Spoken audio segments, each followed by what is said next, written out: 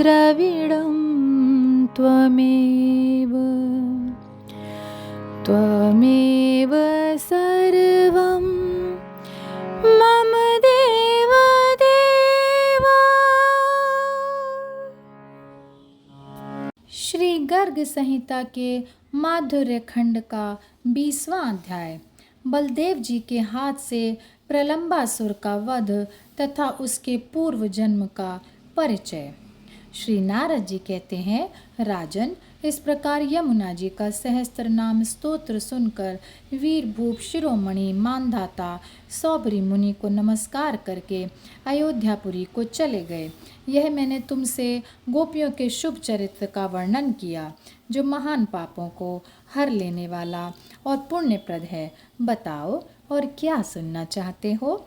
बहुलाश्व बोले, ब्राह्मण, मैंने आपके मुख से गोपियों के चरित्र का उत्तम वर्णन सुना, साथ ही यमुना के पश्चांग का भी श्रवण किया, जो बड़े बड़े पातकों का नाश करने वाला है। साक्षात गोलोक के अधिपति भगवान श्री कृष्ण ने बलराम जी के साथ व्रजमंडल में आगे कौन कौन सी मनोहर लीलाएं की, यह बताइए।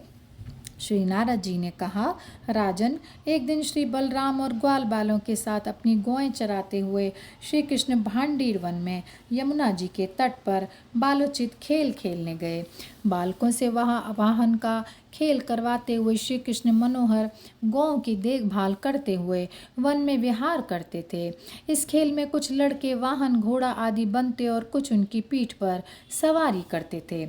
उस समय वहाँ कंस का भेजा हुआ असुर प्रलंब गोप रूप धारण करके आया। दूसरे ग्वाल बाल तो उसे पहचान न सके, किंतु भगवान श्री कृष्ण से उसकी माया छिपी न रही। खेल में हारने वाला बालक जीतने वाले को पीठ पर चढ़ाता था, किंतु जब बलराम जी जीत गए तब उन्हें कोई भी पीठ पर चढ़ाने को तैयार नहीं हुआ।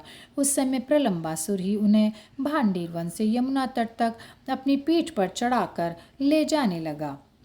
एक निश्चित स्थान था, वहां ढोकर ले जाने वाला बालक अपनी पीठ पर चढ़े हुए बालक को उतार देता था, परंतु प्रलंबासुर उतारने के स्थान पर पहुंचकर भी उन्हें उतारे बिना ही मथुरा तक ले जाने को उद्यत हो गया।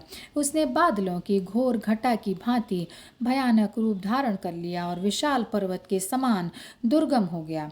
उस दैत्य की पीठ पर बैठे हुए सुंदर बलराम जी के कानों में कांतिमान कुंडल हिल रहे थे। ऐसा जान पड़ता था मानो आकाश में पूर्ण चंद्रमा उदित हुए हों अथवा मेघों की घटा में बिजली चमक रही हो। उस भयानक दैत्य को देखकर महाबली बलदेव जी को बड़ा क्रोध हुआ। उन्होंने उसके मस्तक पर कस के एक मुक्का मारा, मानो इंद्र ने किसी पर्वत पर वज्र का प्रहार किया हो। उस दैत्य का मस्तक वज्र से आहत पहाड़ की तरह फट गया और वह सहसा पृथ्वी को कंपित करता हुआ धाराशायी हो उसके शरीर से एक विशाल ज्योति निकली और बलराम जी में विलीन हो गई। उस समय देवता बलराम जी के ऊपर नंदनवन के फूलों की वर्षा करने लगे। नपेश्वर, पृथ्वी पर और आकाश में भी जय जयकार होने लगी।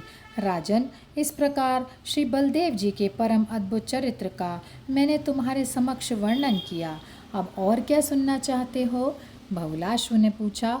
मुने, वह रण दुर्मद दैत्य प्रलंब पूर्व जन्म में कौन था और बलदेव जी के हाथ से उसकी मुक्ति क्यों हुई?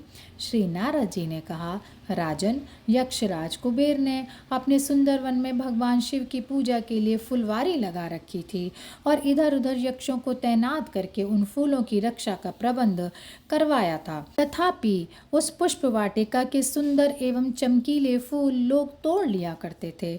उससे कुपित हो बलवान यक्षराज कुबेर ने यह शाप दे दिया, जो यक्ष इस फुलवारी के फूल लेंगे अथवा दूसरे भी जो देवता और मनुष्य आदि फूल तोड़ने का अपराध करेंगे, वे सब सहसा मेरे शाप से भूतल पर असुर हो जाएंगे। एक दिन हूहू नाम का गंधर्व का बेटा विजय तीर्थ भूमियों में विचरता तथा मार्ग में भगवान विष्णु के गुणों को गाता हुआ चैत्र रथ में वन में आया।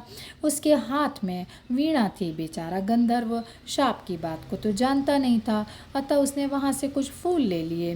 फूल लेते ही वह गंधर्व रूप को त्याग कर असुर हो गया। फिर तो वह तत्काल महात्मा कुबेर की शरण में गया और नमस्कार करके दोनों हाथ जोड़कर धीरे धीरे शाप से छूटने के लिए प्रार्थना करने लगा। राजेंद्र तब उस पर प्रसन्न होकर कुबेर ने भी वर दे दिया, मानद तुम भगवान विष्णु के भक्त तथा शांत चित्त महात्मा हो, इसलिए शोक न करो।